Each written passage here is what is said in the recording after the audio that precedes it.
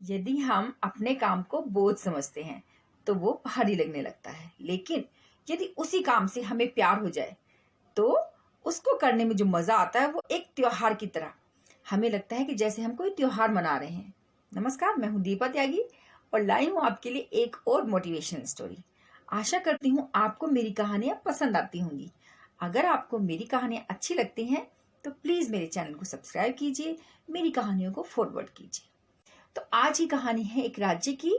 उस राज्य में एकदम अचानक से अकाल पड़ जाता है। इससे क्या होता है, वहां की जो प्रजा थी उसने राजा को लगान देना बंद कर दिया। जब लगान आना बंद हो गया तो उससे राज्य कोष की स्थिति थोड़ी खराब हो गई। धीरे धीरे राजा की सेहत खराब होने लगी। राजा को भूख प्यास लगना बिल्कुल बंद हो गया और रातों की नींद भी उड़ गई। राजा यही सोचता रहता कि मेरे आस पड़ोस के जो राजा हैं, जो दुश्मन हैं मेरे, वो कभी भी मुझ पे हमला कर सकते हैं, मेरे राज्य को मुझसे छीन सकते हैं। और उसने ये भी सुना था कि उसके राज्य के कुछ व्यक्ति उसके खिलाफ षड्यंत्र कर रहे थे। अब तो राजा बहुत ज्यादा चिंतित हो गया। राजा की तबीयत दिन ब दिन खराब होती जाए। एक दिन राजा ऐसे ही विचार कर रहे थे कि उनकी दृष्टि पड़ी अपने शाही बागान पर। शाही बागान का जो माली था वो बहुत ही कड़ी मेहनत करता था। कड़ी मेहनत करने के बाद वो सुबह शाम सूखी रोटी खाता था, लेकिन वो भरपेट खाना खाता था और आराम से सोता था। चैन की नींद वो लेता था। ये देखकर राजा बड़ा खुश होता है, कहता है कि देखो इसकी जिंदगी कितनी अच्छी है, इसे किसी भी चीज की चिंता नहीं है। और मुझे, राजा सोचने लगा कि मेरी जिंदगी कैसी है।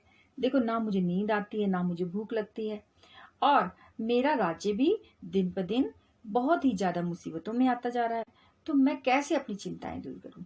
एक दिन क्या हुआ, उस राज्य में एक साधु महात्मा संत आते हैं और उसकी परेशानी का कारण पूछते हैं। तो राजा अपनी परेशानियां संत महात्मा को बताता है कि ना मुझे नींद आती है, ना मुझे भूख लगती है, मेरी सेहत भी खराब होती जा रही है। तो इस पर संत कहते हैं कि सारी परेशानियों का जड़ है ये राजपाट। तुम ये सारा राजपाट छोड़ दो और फिर देखो तुम्हारी सेहत कितनी अच्छी हो जाएगी। तो राजा कहता है कि हाँ ठीक है, वो मान जाता है। तो कहता है फिर अब इसका राज्य का क्या होगा। तो साधु साधु महात्मा कहते हैं कि ये राज्य तुम मुझे दे दो। राजा बिल्कुल तैयार हो जाता है। उस संत महात्मा का राज्याभिषेक भी हो जाता है। जब उनका राज्याभिषेक हो जाता है तो पूछते हैं राजा से कि अब तुम क्या करोगे।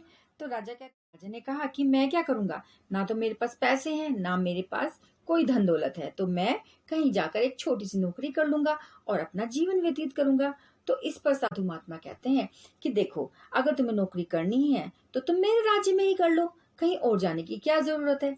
मैं तो एक साधु महात्मा हूँ, ना तो मुझे राजपाट करना आता है और मुझे भी कुछ कोई ना कोई चाहिए कि जो मेरे राज्य को चलाए। तो तुम यहीं पे नौकरी कर लो और मेरे राजपाट को तुम चलाओ, क्योंकि तुम्हें बहुत ज्यादा अनुभव है।